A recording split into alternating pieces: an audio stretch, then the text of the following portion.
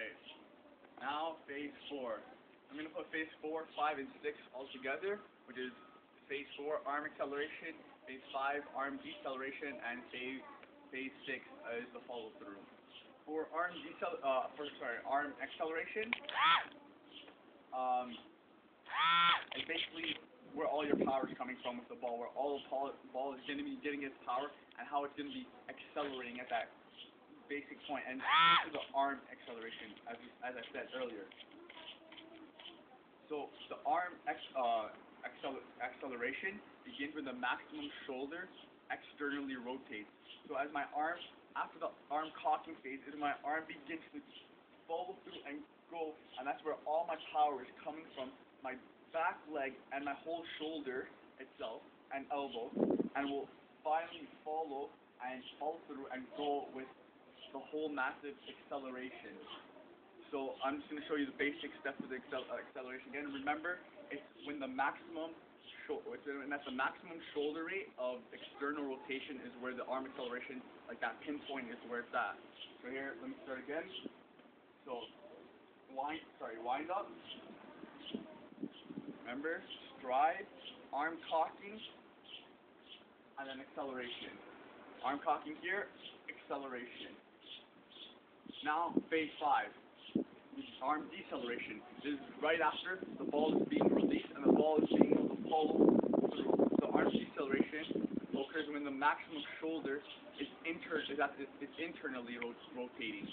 So again, arm acceleration, externally rotating, arm deceleration, internally rotating. So again, here's just a little clips of it. Just stride, arm cocking, acceleration, deceleration. And now all the muscles are being used within this and within the body, like the whole strides and everything. But again, let me just show you with the arm deceleration. It's following right at the arm acceleration. Again, arm acceleration is coming at the pinpoint when it's right here, I'd say, right after the arm cocking bid.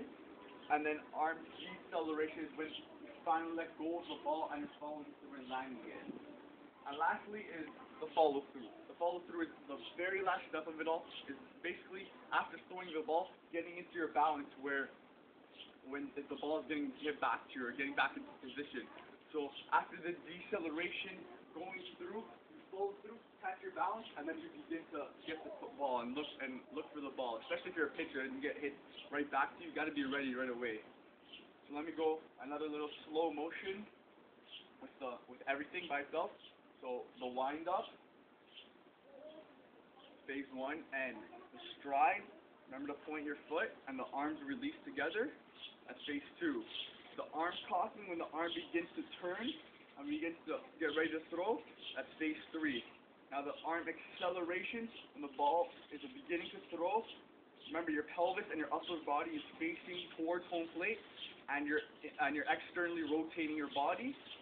Phase 5 is the arm deceleration when the ball is being loose, and again your arm is now internally rotating. And lastly, the follow through when you let go of the ball, you catch your balance, and you get ready. So now, knowing all the steps and all the phases that I've given you guys, I'm going to finally show the last. And now the fast pitch of it. I know I showed it to you guys earlier, but now knowing all the laws and the rules and everything, I'll show you how we go. Let's get a nice little stretch. Don't want to pull anything.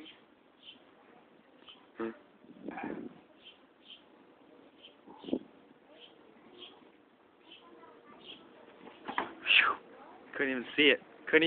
It's a pro. It's a pro. Into the ball. But just to add on everything now, the muscles that you're using throughout all these phases is like basically a lot of muscles in your body, especially like being a pitcher. You're using your leg muscles, your calves, and everything while you're doing your wind up.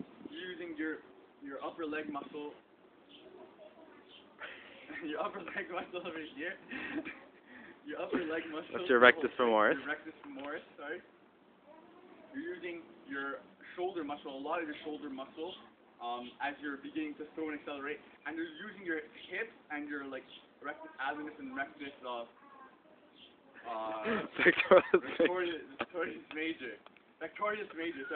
Pectoralis major you're using. Yeah, again, a lot of muscles are being into play. So remember, your leg muscles, and you're doing your winding are being into play. Your leg, your upper leg muscle over here, your rectus femoris, and you're being your stride again. Your leg muscles are being used again.